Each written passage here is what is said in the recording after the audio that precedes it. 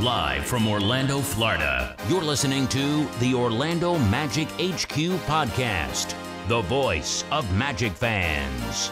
Join us every week for a unique fan perspective on all of the latest Magic news and updates. The show starts now. What's up, Magic fans? Welcome back to another episode of the Orlando Magic HQ podcast, brought to you by the Believe Podcast Network and Bet Online. We're your hosts, Al, myself, Anthony. Today is Friday, August 30th, and there's absolutely nothing going on in Orlando Magic basketball world realm. There's nothing. So what Al and I decided to do for today's episode is we decided to pull a few Q&A where we're popping out the mailbag. So if you were on social media, on Instagram, we gave the platform to you guys, asked for you guys to submit a couple questions for us to review, and we're going to read them on this podcast and kind of just share our thoughts on those questions, and more importantly, those questions that we've received, we put them in a poll to see what, you know, the grand audience thinks and believes. So it's going to be pretty cool to go over those questions and kind of talk and discuss. But before we get into it, Al, what's going on, man? You just told me that you're leaving out of the country next week. How long are you going to be gone for? And do I fit in your suitcase? Dude, I am excited. So I haven't taken a vacation so far all year. So I've been counting down for this for a while. So heading out to Europe for 10 days. This is a plan that we had since the pandemic. And because of the pandemic, of course, we rescheduled and then waiting for things to open. We finally decided it's time. So, yeah, man, we're heading out next Thursday and we'll be back the following Friday. So I'm excited. We're hitting a bunch of places in Italy. We're hitting France. So it should be a good time. First time in Europe. First time for me. Yes, sir. I know you've been a few years back. I know that was a great time. You've told me about it. So yeah, man, I'm looking forward to it, especially food in Italy. Like, I'm a huge Italian food fan. So I'm legitimately, nice. I'm not kidding. I'm like not eating any Italian food until I go to Italy, so I can just eat like a pig while I'm there. Yeah, man, when it comes to living in Central Florida, it's very easy to do the all-inclusive hotels. It's very easy to do the cruises, and those are kind of, you know, quick hit vacations. It's nearby. It's not too expensive. My wife and I, we decided one year that, you know, let's not do those vacations. Let's do something different. Let's just see what a European trip would look like. And we did the same thing. 10 days in Europe. We went to Paris. We went to London. And it was a blast, man. The food there is insane. The sports life out there is also insane. When I went, there was a bunch of Tampa Bay Buccaneers fans. Surprisingly, took me by surprise because I believe that year they had went to Europe to host a game. So you're gonna like it, man. You're gonna enjoy. The food is completely different. So I'm jealous. Super jealous. That's the biggest thing. So I keep hearing that no matter how much you eat, you pretty much don't gain the amount of weight that you gain here by going to like a few places. So again, I'm ready. I'm eating super clean this past few weeks. I've been working out throughout the whole year. So this is my break from everything: work, dieting, working out. So looking forward to it. Nice. All right. So let's send you off right. Let's go over some of these Q&As. But before we do, just a quick word from our sponsors, Bet Online. BetOnline is the world's most trusted betting platform and your number one source for everything football. BetOnline has every stat, every matchup, even live odds and spreads to bet on during the games. Think you know your stuff? Get in on our 200,000 mega contest and pick 5 games against the spread every week for your chance at weekly prizes and a share of $200K. When the game is over, head on over to our online casino and get in on a game of blackjack or poker or unwind with one of our over 150 slot games. Head to the website today to get in on the action. Bet Online. The game starts here. Jumping right into our first question. Who has the better season? Is it Anthony Black? Is it Jet Howard? Or is it De Silva? I consider these guys the next generation of our young guys. Obviously, you got your Paulo, your Suggs, your Franz, who are still pretty young themselves, but this is like the new crop, man. The Green Goblins. Who, in your opinion, between those three would have the better season? Do you predict?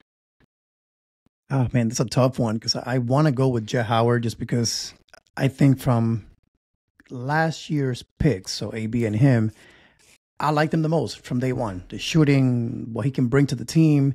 But I think being realistic, AB had more run last year. He had more experience. He's more prepared for the season. I know they both have been putting in a lot of work this offseason. So I think they'll both have a good year. But just the fact that AB, again, has the experience, I think will allow him to have a better season. So in my opinion, AB will be that guy. Tristan, as much as I like him, I think he'll be solid for years to come.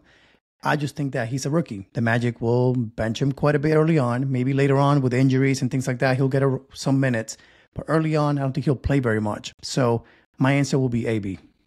Yeah, so I think the opposite, man. I think between the three of them, you can easily point. If you're a betting man, Anthony Black is probably the safe bet, just because he's already familiar with the system. He was able to get at least the most minutes between him and Jet Howard last season. But there's something about Silva that I really, really like, and it's the fact that, we only were able to see just a glimpse of what he's able to do, but there's not going to be a whole lot of minutes that goes around, right? And I think that Tristan da Silva, from what we've seen already, high IQ player, makes the right reads, can hit the three ball, plays defense. The limited minutes that there is for Jet Howard, the limited minutes that there will be for Tristan da Silva, at least early on, you're looking for them to be able to make impacts on both ends of the floor in the little minutes that they may get in the very beginning. And I find it hard to believe that Tristan da Silva won't find something right away that will fit his skill set in a limited role. And you mentioned already, the young guys. He's 23 years old. He's the young big brother, or the little big brother, right? I still feel like there's going to be a lot of fans that are very frustrated with how Jet Howard is going to be utilized, because I really don't see him playing a whole lot of minutes this year. I still think that we're a little too far away from where we want him to be at. We've seen improvements, but is that enough to translate into a winning culture now? The Magic are not, like, we're not in the, not saying that we're not in the development space, because obviously we are, but we're trying to win games, and there's very, very limited room for errors. And I just don't know if the Magic are going to have the patience to allow Jet Howard to go out there and make those errors, especially when you have a player like Tristan da Silva that may not make those errors. We obviously won't know until the game starts, but I don't know, man. I think if you're a betting man, you definitely go Anthony Black. But I really wouldn't be surprised if Tristan da Silva eventually takes that midway through the year and is a main factor for us. And then just kind of asking from a poll perspective, we have AB at 40%, Jet Howard at 15%, and da Silva leading the way at 45%. 210 people said da Silva, Wow. when it's all said and done, will have the better season this upcoming season. Is that surprising? That's surprising. It does, because again, as we said, like from the outside looking in, unless something crazy happens, you don't expect a lot of minutes for a rookie, right? That's just something the Magic don't do too often, unless those 2 years when we're rebuilding and Paulo and Franz and Jalen got a ton of minutes. Usually we don't do that. Like we like to keep our rookies kind of on a leash a little bit and then kind of set them free. So again, ideally that happens, because that would mean that we hit a home run this draft. That Tristan is that guy. He earned the minutes in practice, in training camp. And if that happens, man, I mean, I will be loving it, just because this kid is 6'8", can shoot the three, can play solid defense. Again, he's a mini version of Franz Wagner. So anytime you can have a wing or a forward that can do what he can do, it's winning basketball right there. So hopefully that is what happens. I would love it for it to become a reality. I just think that it's a different scenario, it's a different situation. Like how many 23-year-old rookies are coming into the league from the draft as a rookie? There's not too many. Then on top of that, you're talking about an international player that we know from an international perspective Their game of basketball is a little different. Sometimes it works out in our favor. Obviously, sometimes like Mario Uzzonia does not. So it's going to be a fun experiment, in my opinion, to really see how he's able to integrate with our team and to see what level of impacts he has. Because again, he doesn't need to do much. If he's out there getting 10, 12 minutes a game, and in those 10, 20 minutes, he's getting stops, he's getting rebounds, he's hitting that corner 3-point shot that we really want Jonathan Isaac to be able to hit consistently. Like, if he's able to do those things, it's going to be really, in my opinion, it's going to be really hard not to keep him on the floor. Like, I think that he's going to make it very, very difficult for the coaching staff not to make a very hard decision like that. Especially, and I think that it might be even a culture shock, just because we didn't see a whole lot of AB rookie minutes. We definitely didn't see barely anything of Jet Howard. And then if you get a player like Tristan Silva that comes in, rookie, is able to make a quick impact and find ways to be on the floor because he can play defense and he can shoot the tray ball. Yeah, I think that it's gonna speak volumes, and it's a good problem to have. For sure. So we'll see what happens. Again, I'm still of the thinking that we won't see him much, at least not early on. But man, if he does, that means again that he did great things in training camp and earned the trust of Coach Mosley. So let's see how that plays out. Yeah. All right. So this next one, will the Magic make a splash sometime throughout the season to add more depth? Do you think that the Magic will make another move, say trade deadline, to deepen up our roster? Initially, I am going to say no. I think that this team is what we have. I think that we want to see just like last year, what these guys can do together, how they can gel together. The only way I can see this happening is if by any chance we are, 6th, 5th seed in the East with the potential to jump into the top 3 perhaps in the East. And one of those teams might be injured or they may be sliding down. So again, there's an opportunity for us to jump into that core of top 3, top 4 in the East and solidify ourselves as that. I think at that point you might see a trade. But other than that, I'm still of the thinking that the Magic are here to just simply, again, play out the season, see the guys develop. And we know now, free agency money, it's no more. There's just none of that anymore. So whenever that next move happens, it will have to be a consolidation trade where we trade 2-3 young guys for a stud. I think that's more of a trade that happens in the offseason, in my opinion. I don't think that happens in the trade deadline. But we'll see. I mean, again, much like Tristan Silva, if that does happen, trust me, that will make for a great trade deadline. I'm here for it. And that means that we're doing great things. And we have a chance to compete in the East. If that is the case, I'm here for it. But initially, as of, August 29th here that we're recording this, I don't think that's the move that we make. Yeah, I mean, why rock the boat? If we didn't do it in the off season, why do that mid season? Part of our strength is our chemistry and our continuity.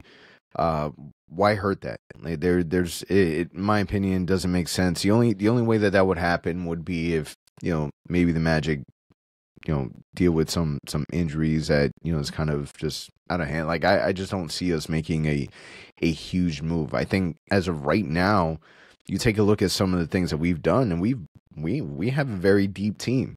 Last year we had one of the best second units in the NBA. Obviously, we made some changes, and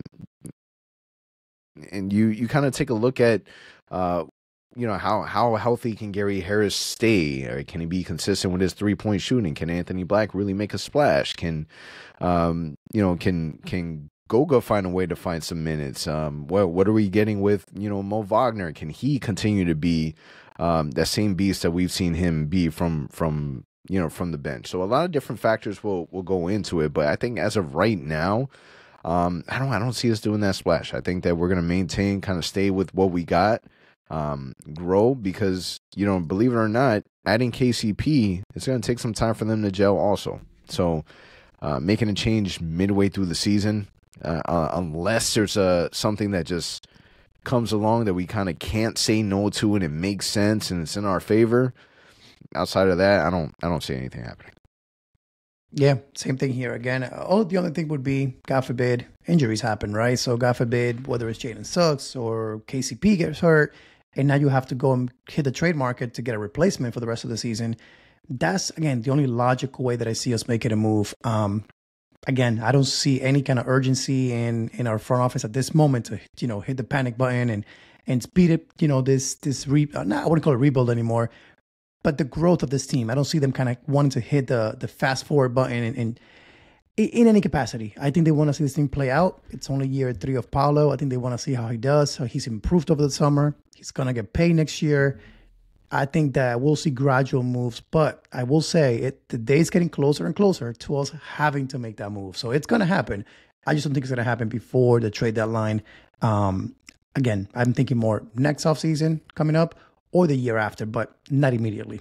Yeah, will the Magic make a splash sometime throughout the season to add more depth? 60% of the people said no, 40% said yes. All right, so majority saying no. When it comes, and this kind of touches a little bit on the question that we had before, but Tristan de Silva, do you see him as a better player than Jet Howard and Anthony Black? Man, that's tough to answer. Do you see him as a better? Do you see him as an overall better prospect?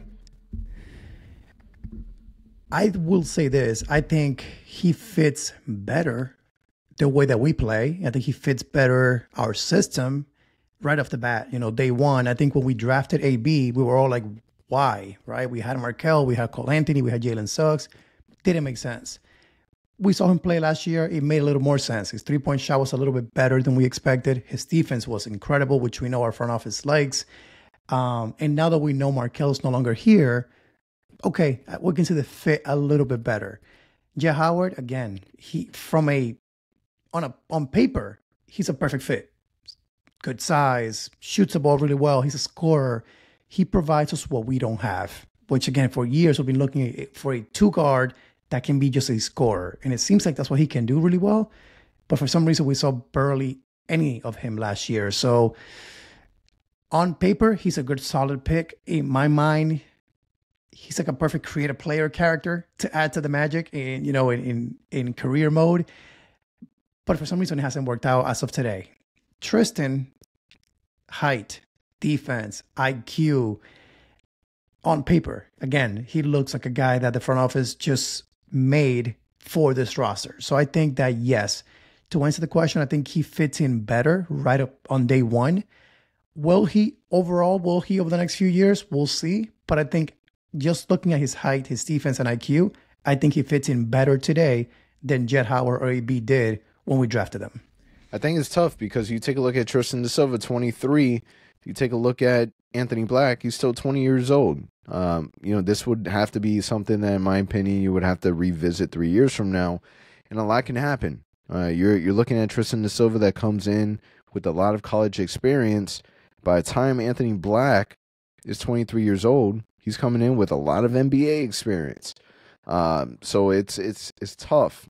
If you're asking today, right now, yeah, I think Tristan de Silva may be the most NBA ready, right? But we won't know. Summer League can only tell us so much. We've seen time and time again where Summer League has proved to us it means absolutely nothing, right?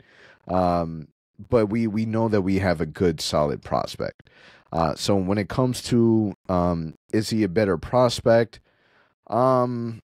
As of today, I think that if you're putting the three of them in the gym, I think that Tristan de Silva will probably stand out the most to you as of right now. Give Anthony Black another 3 years, and who knows, it might be a different story. Asking the rest of the people said 60% agreed that yes, Tristan de Silva is a better prospect over Jet Howard and Anthony Black. So what I'm gathering from this questions and this poll so far, and your responses too, by the way, you're not very high on Jet Howard, it seems like. I haven't heard really not a lot of credit towards Jet Howard. I know we haven't seen much of him. Do you remember my reaction when we drafted Jet Howard? Do you remember it? Yeah, that was mine too. I think we all wanted at the time. We all wanted Grady Dick. I think eventually, I think Jet Howard. That will be a better prospect. It's okay that we did get Grady Dick. It's okay. Exactly. Looking back, I think we got a better prospect. I'm good. I'm good with Jett Howard. No, man, I think that, Jett Howard is it's going to take it's going to take a lot longer than I think that people have the patience for. Like, people are expecting for Jett Howard, all right, this is a year, he's going to get minutes. I when I look at the roster, how? Like, I don't see it for him. I really don't. Unless something drastic happens, someone gets hurt, or I don't know, man. Because here's the thing, a shooter's gonna shoot, man. Because there was times last season that even in the garbage minutes, that dude was not afraid to pull the trigger. He got in the game. The first thing he did was he launched it, and the shots looked good. They went in. So, who knows, man? He did everything that the team asked for without a bad attitude, without anything, without creating or rocking the boat in any way. And again, we took Jett Howard a lot sooner than what people were expecting. A lot sooner. That literally, and I still remember it like it was yesterday. When we drafted him, it was like a massive gasp that went through the whole entire arena because nobody was expecting it. But he wears the Orlando Magic uniform. People fell in love with him. He's a shooter. We're terrible at shooting. We know that we need it. I just don't know if we're there yet. I'll tell you what, I think he'll surprise us. And I'll add this too. The one thing I didn't like about us bringing back Gary Harris is the fact that he might get in the way of Jett Howard. But I will say this. If that does happen, that is Jett Howard's fault. Because I think that going into training camp, in a perfect world, what the front office will like is that all this offseason work that Jett Howard's put in, which he's been in the gym every single day, it seems like, that it all pays off, and that come training camp, he beats out Gary Harris for the backup 2 or 3, whatever may be position, and that's how he gets minutes immediately. That's the wish, right? I think that Gary Harris's role in the team is going to be more of a vet this year. Kind of think of it like Joe Ingles last year. He might get minutes early on, but again, if Jett Howard outplays him in preseason and training camp, there is an opportunity there for him to take those minutes. And if that happens, I think the fan base will be happy. I think we'll be happy because I think as a shooter, as a potential he has, it'll be fun to watch. But then there's a side of, if we're trying to compete and trying to win, you want the vet out there in Gary Harris to be kind of leading the second unit. I don't see any world where Jett Howard takes minutes away from Gary Harris. Like we're talking about the dude that was starting for us last year, right? Yep. And the thing with Gary Harris is whether his shot is on or off, defensively, he's a very, very capable defensive player. Yep. And if you don't bring KCP, Gary Harris is back in the starting lineup. And you take KCP out, and now Gary Harris is going to fill a very similar role that KCP is already doing, almost damn near mirror. Like if you're Gary Harris, or excuse me, KCP is who we wanted Gary Harris to be, right? Everything that we expected Gary Harris to be is what KCP is. So I don't know. I think that Gary Harris will benefit from not having the pressures of, being that starting 2 guard and maybe not having as many minutes that Gary Harris may flourish in that role. So I don't know, man. If you're expecting Jett Howard to get minutes, I don't see it. I really don't. I don't. Now with Gary Harris. Now with Gary Harris on the roster, and that's part of the reason that it was really time to move on from Markelle Fultz, because if Markelle Fultz is on the roster, Coach Mose is going to play him. Minutes, taking away minutes from everyone. He's going to play him. It's going to be tough. It's going to be tough, and I know a lot of Magic fan base, the fan base on X, Twitter, that was a reaction when Gary Harris was brought back. Like, why? I think we were ready to give the minutes to Jett Howard. So that's the confusing part. That's why, again, I will say this, though. The role of coming off the bench is going to help him because, again, as a starter, the more minutes that he was playing, the longer minutes, I feel like that was impacting his health, and that's why he could never stay healthy. I think that playing less minutes per night, 15, 20, that might be the sweet spot for him because unfortunately he could not stay healthy for us. And if he cannot stay healthy coming off the bench now, then guess what? That may be Jet's opportunity to step in and take that role. But I think I agree with you too. It's going to be tough. It's going to be a fun battle to watch in training camp for sure. Yeah. All right. This is the next one. What's the probability that the Magic will finish as a top 4 seed in the East? So this is going to be a controversial one. I was talking about this with a few Magic fans a couple of weeks ago. And man, I got to tell you this. I am not so sure the Magic are going to be top 4, as a lock in the East. I think that last year we saw the team improve significantly. We ended 6th in the East. Great things. I'm sorry, we ended 5th in the East last season. I do think there's a chance that we can finish top 4. Yeah. But if you ask me for a percentage, I'm going to give you maybe 30%. I think the most likely scenario is that we finish once again 5th, 6th, 7th in the East. And just again, this is assuming that every team is healthy, everybody's playing up to their potential. It's going to be tough in the East, man. We got lucky last year a little bit. There was a lot of injuries that helped us towards the end. We went on a hot streak to end the season, which was great to see and great to be a part of at the Kia Center. But I don't think we repeat that again. And on top of that, improve drastically to win 54, 55 games this year. I'm more confident saying we win 47, 48, 49, and we're going to be maybe 6th or 5th once again in the East. That's what I think. I know many fans are, with this vision of like, we're going to be top 4 no matter what. We improve drastically by adding KCP. I would love for that to happen. But the realistic side of me tells me we win between 47 to 49, and we, again, are maybe 6th, 5th in the East. Yeah, because, you take a look at it, Joel Embiid getting hurt towards the end of the season, that really hurt Philadelphia and made them fall all the way down to the 7th seed. Last season was Celtics, Knicks, Bucks, Cavs, and then the Magic at the 5th seed. But you're looking at, an Indiana Pacers team that's a very, very strong team in the NBA. They're gonna have some extra time with what is his name? I can't even think of his name right now. Who did they just add? Who? The Pacers. No, they have Siakam. Siakam. Jesus. Yeah. So they just added Siakam midway through the season.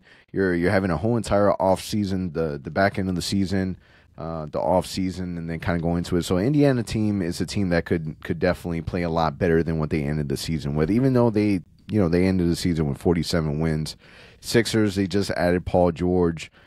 So that's another dynamic to that team. If Joel Embiid can stay healthy, which hasn't proven that he really can, that's a team, if they can stay healthy, can easily be a top 3 team. Miami Heat, they're always a factor. Jimmy Butler is from some of the reports that we've seen, he's on a mission to prove his worth to the Miami Heat, but they still have a strong team with Tyler Hero and Bam, and they have a good basketball team, good coaching staff. So those are teams that I'm a little worried about when it comes to our placement, right? Because you take a look, Magic ended winning 47 games. The Bucks, who ended up 3rd, they ended with 49 wins, and that got you 3rd in the East. The only team to win more than 55 games was the Celtics with 64. It was then followed up by the Knicks with 50, and oh, by the way, they got better too with Mikal Bridges. So yeah, man, the East is going to be tougher. The Magic got a little bit better, but so did everyone else. So would I say that the Magic end 4th season? I mean, it's not impossible, but it's going to be tough. Like those games that we've had, where, we were this close of winning can happen, right? Magic got to take every single game, serious, and not saying that we didn't, but we can't have those young game losses, the young team losses that we've kind of fell into, where we kind of let the fourth quarter just fall in between our fingertips. So Man, I don't know. Can I see the Magic win 50 games? Yeah, I can see it. Will it be easy? Hell no. It's going to be a tough season. What are we going to see with Paulo? What are we going to see with Franz? KCP. How is he connecting with Jalen Suggs? Can Jalen Suggs reproduce his magical season from last season? Because to me, that's the biggest question. Like, can you prove to me that last year was not a fluke? Is this who you are now? And I believe that is who he is. But like, I want to see it too. And I think as Magic fans, we got to head into the season with one thing in mind, and that is don't let seeding necessarily be like the end game. That's what determines everything. Yep. Only because if you look at the standings last year, the difference between the 3rd seed and the 8th seed in the East was truly just 3 games. You go from Milwaukee winning 49, the Cavs 48, the Magic 47, the Pacers 47, and the Philadelphia 47, and then the Heat at 46. So truthfully, if the ball bounces, the wrong way here and there a couple times last season, we could have easily been the 7th or 8th seed and be in the play-in. And guess what? In my eyes, that would have still been a successful season because we increased our win total. We made the play-in game. We made it happen, right? So if this year we do the same and we finish this, 47-35 once again, or 48-34, and we are 5th or 6th, guess what, man? That's not a bad outcome. That's still an improvement in a competitive Eastern Conference. So I keep telling this to people, don't just focus on what seed.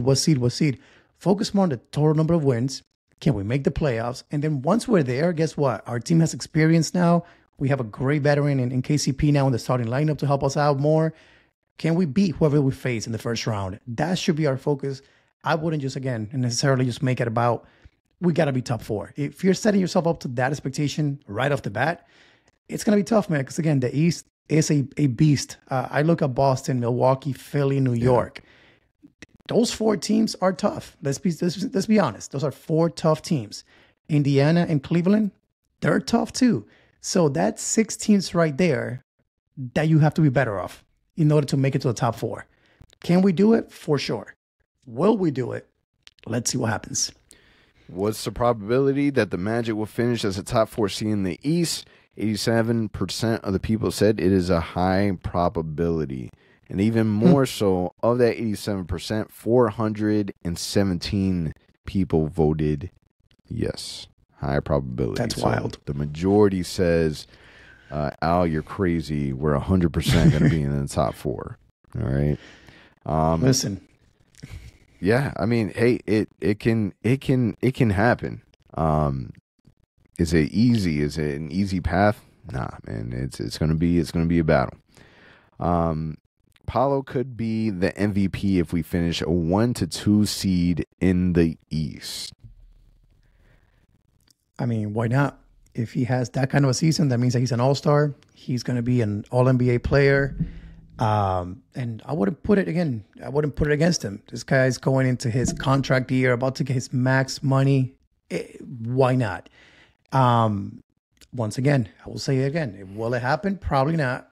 We don't get enough media attention. We don't have enough media love to vote for Paulo. But I will tell you what, the simple fact that the Magic get to be top 2 in this scenario will bring his name to a much higher level than he is today. So if that does happen, there'll be plenty of recognition.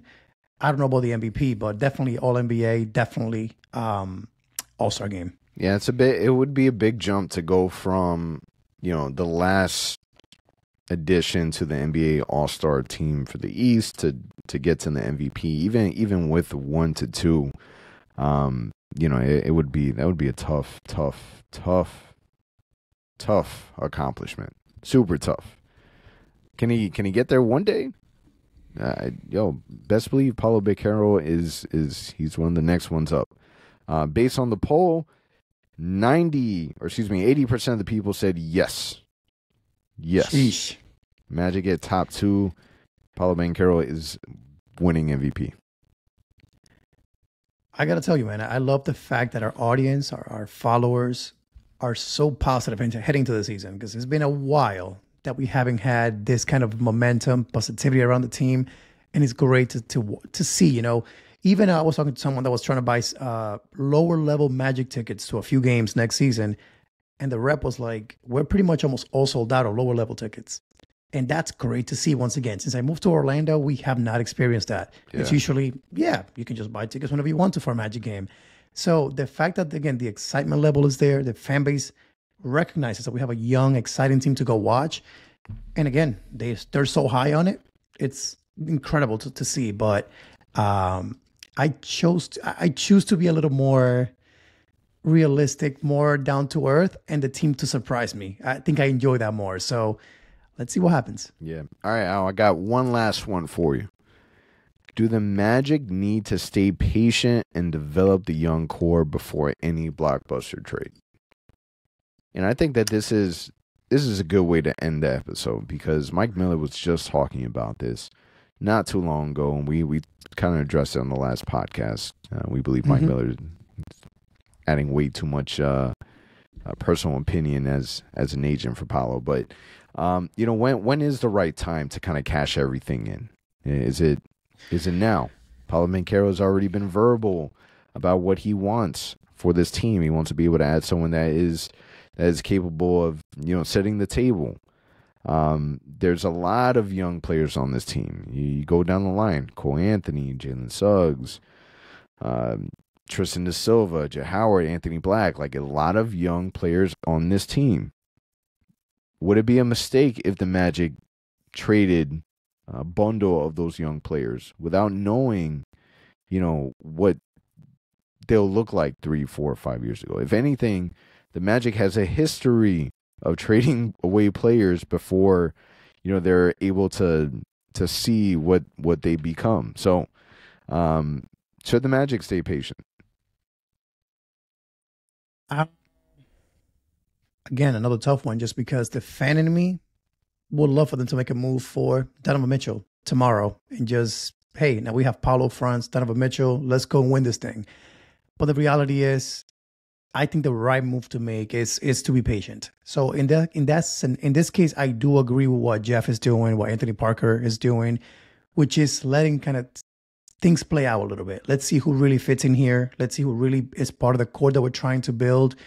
And then from there, you can add pieces. And I think so far, based on how things played out last year, we can see that Jalen Suggs, Franz, Paolo, I will add J.I. to that. It's that core for us right now. Those are the guys that are foundational to what we're doing in Orlando. Everyone else still kind of trying to find that place. And that's when you say, hey, let's give him another year to see how things play out. Is Cole Anthony going to have another great October, November, December, but then fall off the rest of the season? Then guess what? That's a trend now. It's 2-3 years in a row where he looks like a 6-man of the year candidate for the first 3 months, and then he disappears. If that happens, then guess what? Maybe you have to go trade for a 6-man that can be consistent, you can rely on. Gary Harris, you see a guy that is hurt 40 games again this upcoming season. Then guess what? You tried it, like Markelle Fultz you did, you move on because you tried it enough. So I think we're getting to the point where we're trying to figure out who fits in, what are the trends that some guys are showing before you make that move. And I think it's going to happen. Like we said earlier, at some point, you cannot pay all these guys $20 million each. At some point, you're going to have to make some trades. It's going to happen. I just, again, don't think it's going to be soon. I think the approach is you are patient, you let things play out, as much as it sucks, because we all want that big trade. We all loved when, Vooch got traded and AG and Fournier. It's fun. It's exciting. But right now, it's a crucial part of the development of this team. It's like you got to see what you have before you give up too early. Yeah, I mean, it's a double-edged sword, because if you wait too long, because when it comes to young players, their value is potential, right? So, perfect example, Mo Bamba. Early on, between maybe year 1 to year 3, there's potential. Like, the value of him is high because of what he could be, what he's projected to be, right? Even if he struggles for a year or two, there's value because of potential.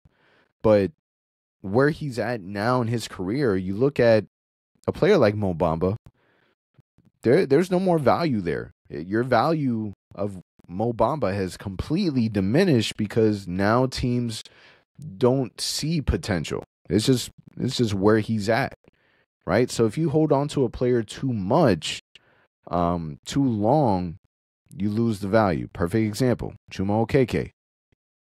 There was nothing we can do with a player like Chuma that would bring us back value. So if we wait too long, all that time that we've spent to develop, we don't get that value back in return. And it's not, the system isn't perfect. There's no way to be 100% when it comes to these things. So there is a level of caution that you kind of have to take. Now, that's looking at them, but you take a look at a player like Jalen Suggs, right? If we would have gave up on Jalen Suggs a year or two, we would have been kicking ourselves.